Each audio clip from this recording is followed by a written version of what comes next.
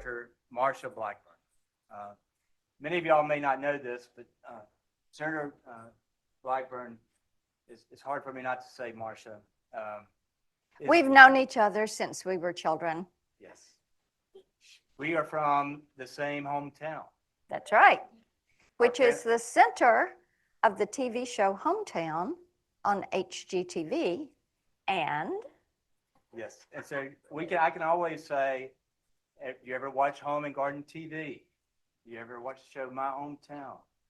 Well, my hometown is my hometown. that's right. It was the young couple who, how many of y'all, raise your hand if y'all watch Home and Garden TV, My Hometown? You know, it's pretty amazing. It's, Laurel is about a town of about 20,000. Like a lot of small towns and cities, it was in decline. There's a young couple who really wanted to revitalize the city they loved, the community they loved, and they were posting things on Facebook, and Home and Garden TV noticed it and approached them, would you do one of our fixer-up shows like Chip and Joanne Gaines and Waco? So it was social media that discovered our hometown, that made my hometown, that helped us revitalize our city. And so That's right. It's a great story. It is a great story. And our parents knew one another forever. Our fathers were in the same Sunday school class. Right. And I taught him ukulele lessons at the Y. When he was a kid, his sister, Margaret, excelled, but Yeah, I was hoping that. too much information. Yeah, Not the topic of the day. well, getting to the topic of the day, you've been a tremendous leader on broadband. Yes. And on removing the barriers to deploying broadband networks all across the country. The INCOMPAS team has been working very closely with your staff on rail legislation. Yes. That would help our companies cross the tracks, go over the tracks, go under the tracks, along the tracks to close the digital divide. Sure. And as many of y'all know, for whatever historical reason, railroad tracks actually are kind of the dividing line in so many of our communities. And the only way to close the digital divide in a fast, affordable way is to get the permitting as fast as possible at a reasonable cost, an actual cost. And unfortunately, too many examples are out there of the railroads who deliver critical goods and services around the country, but sometimes they may not understand the broadband. There we go. They may not understand the broadband industry's need to move in a quick, timely way at a reasonable cost. Talk a little bit about why you chose to get involved on this. Right. I certainly will. And thank you all for being here today and your interest. We think it's important. One of the things that we continue to focus on with our team is that you cannot have 21st century economic development, healthcare, education, or law enforcement without access to high-speed internet. It is a prerequisite. And in my wonderful state of Tennessee, one of the things that we have seen is some of these underserved or unserved areas are languishing and they're waiting for economic opportunity to come their direction. So as we have worked on broadband expansion and closing this digital divide, Tennessee has done a wonderful job. Along with the grants and the money that we have put forward at the federal level, our state legislature has now put forward $100 million for grants that will go to helping communities close the digital divide. And as we look at grant funding and grant pools and things like the BEAD program, being certain that when people apply for this money, they're able to use this money. And of course, you all just heard from Senator Lujan, and as many of you know, He and I have been partnered up on this since we were each in the House. And we're determined that we're going to get rid of hurdles. Bureaucratic hurdles are such an impediment, and they're such a source of frustration for communities that are trying to get access to high-speed internet to every premise. So the rail legislation, the rail became a hurdle because all of a sudden it was, well, you can't do anything that's going to interfere with operations, and you can't do anything that is going to endanger customer safety, points that we appreciate and fully understand. And by the way, we want to be paid for the crossings. So, as someone who has, since I was in the House, dealt with pole attachments and the issues around pole attachments, I thought, here we go. Now it's going to be scooting under the rail bed and then a fee for that. So our legislation, and Lujan and I are working with Balderson over in the House, and we're trying to get this finalized so we can get it into a markup at Commerce Committee and then send it to the House for them to take their action. So and I'm sure he talked with you about it, what we're trying to do is just get rid of these hurdles, deal with the issue around customer safety, deal with the issue around the rail bed safety and no interference of rail service, and then make certain that there is a compensation model for crossing that track. And one of the things that I am looking to put in it is a shot clock. And I believe in shot clocks when it comes to dealing with the bureaucracy. I think that you have to give the bureaucrats a timeline and say, you've got 30 days, 90 days, whatever, to make this decision, but then it's deemed done if you've not taken your action. So putting a shot clock in place, because many of these grants have to be used within a time period. And communities get a grant, and what happens when they get a grant? They get their hopes up, and they're all excited, and they're ready to go. And then they meet the I'm not here to be helpful to you bureaucrat who stymies the entire process. Well, we appreciate your help on trying to help us deploy faster at the most cost-effective way possible, and crossing the rail crossings legislation that we hope will soon be ready to be introduced on a bicameral, bipartisan basis that is based off a very successful state model, the Virginia legislation. That's right. And so, we appreciate you. As you look at the overall infrastructure BEAD funding, and as the $42.5 billion has now been allocated to the states, our state broadband offices have been putting plans in place. The maps and the challenges are occurring. And so we think those allocations and awards will go out starting sometime later this year. Anything that you'd like to express about the process, principles and goals?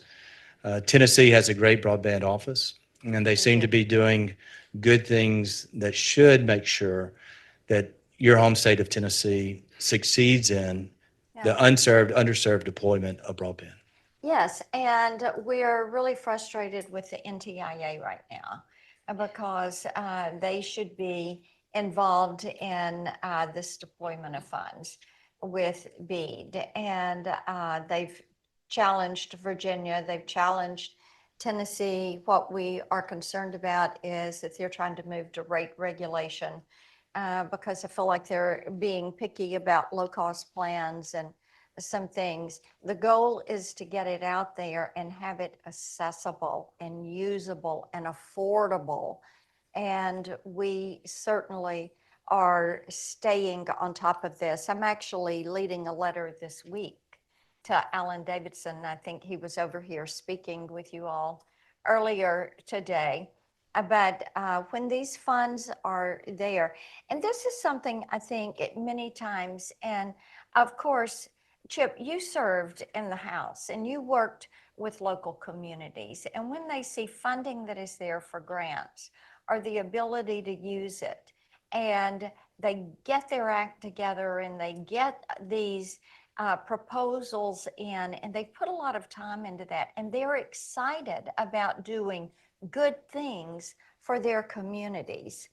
And broadband is one of those good things. I mean, if COVID taught us anything, it is that you've got to have access to high-speed internet.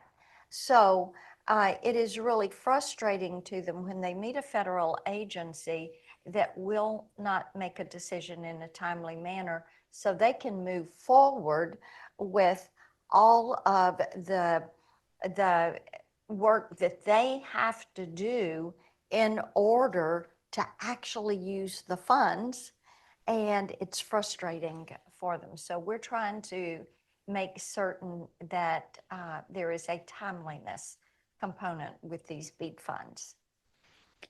It seems like there's a common theme. How do we more quickly get funds? The faster the funds, the faster the removal of the barriers, the faster our communities get good high-speed internet. One other area where you and Senator Lujan, Senator Markey have really been helpful is on the FCC proceeding on 12 gigahertz that would allow satellite and two-way high-powered fixed broadband to coexist, to share with good protections and rules to prevent interference. But you've said it's time to move. And with the BEAD funding coming with 500 megahertz of spectrum in high midband, is there anything that you'd like to say, to the FCC about moving quickly on 12? I know you're not. I know you're not, but she knows there's always things that I have to say to the FCC. And I so enjoyed working with her and have loved having a good working relationship post all of that. Yeah,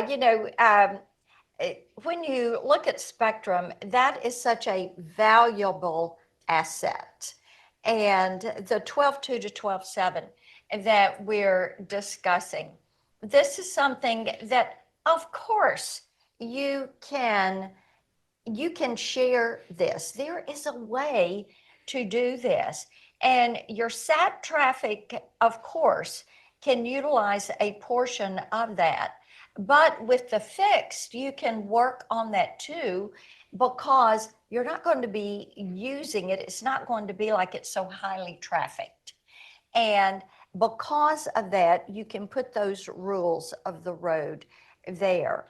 And the FCC should move forward on how this is going to license out, because I don't know of a company. I bet every one of you in here that are with a company are looking for more spectrum. You would like to have the opportunity to bid on spectrum.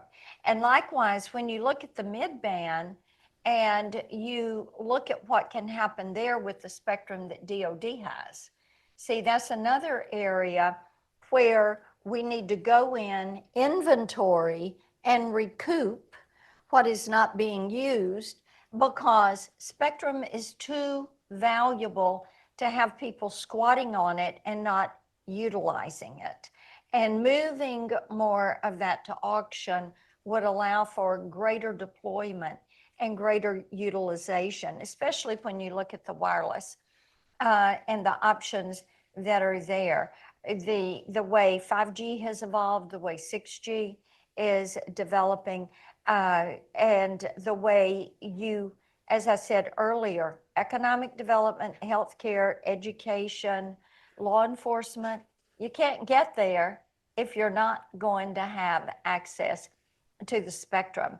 And knowing that we have federal agencies, and that's a place the NTIA ought to be working, is actually inventorying and then developing a plan so that we can recoup and then take our action so that the FCC moves it to auction. You know, as I look out in the audience, I see Gary Watts from Jackson, Mississippi, Fuse.cloud. He's a Mississippi State grad. Go Dogs. Where are you? Right. Right there. It looks like We're in maroon. it looks like, yeah, yes. So both Mississippi State grads. I represented Mississippi State. Most of y'all may not know this. Mississippi has more supercomputing capability than any state in the South, even places like Georgia and Florida. DOD has 5 supercomputers. Mississippi has 2 of them. The Corps of Engineers, ERDIC, the Engineering Research Development Center, and then at the Stennis Space Center. Earlier today, we announced that INCOMPAS is founding and establishing, creating a Center for AI Public Policy and Responsibility. And how do we bring the benefits of AI to places like Tennessee and Mississippi, and how do we use our research universities and our federal research centers and labs like at Oak Ridge and Knoxville? Yes, and Oak Ridge is where we have the summit, which is the world's fastest computer. And we like having that capability there. And we have been doing roundtables in Tennessee on quantum and on AI. And of course, Senator Coons and I, and you're going to hear from Senator Klobuchar, she has joined us on this bill, the No Fakes bill. And it deals with AI and protection of our entertainment community to protect their name, image, likeness, and voice. So that's kind of the first bill out of the box. But in Tennessee, I say we have the good, bad, and the ugly relationship with AI. A lot of concern from our entertainment community. But when you look at logistics, when you look at manufacturing, when you look at healthcare with predictive diagnosis and disease analysis and protocols that are going to speed you through research, then this is where AI can play a substantial role. And we're really looking forward to the innovation that they are going to bring, that researchers utilizing AI are going to bring. Now, I think it is going to be so important that we continue to work with our national labs and that we continue that research with our research institutions. UT has a lab over at Oak Ridge where we're doing some shared research. And then also we've got some good work that is being done around some of the new work with Space Force, with hypersonics, and the utilizations that will be there for AI that are going to increase and really enhance our defense capabilities. You know, it's an exciting time. It is exciting. And so we hope that our center will have, leading academic, university, industry, government leaders as part of that. And we'll want to engage with you, your stakeholders in Tennessee, of how do we get AI right? How do we make sure that it's competitive innovation, that we get the benefits and reduce the risk to it? And to do it in a way that is a light touch, that allows the innovation that America has defined American ingenuity and technology and has made us the world leader in technology, without doing it in a way that either stifles or stagnates or gives China and other rivals an opportunity to open a lead over us. Right. And Senator Warner and I have filed a bill that deals with standard setting. And we're just rolling that out. This is something we think is vitally important when we look at China and the impact there. Also, one of the things that we have worked on, I've been working on this since 2012, Peter Welch and I, Peter was in the House, and we did a online consumer privacy bill.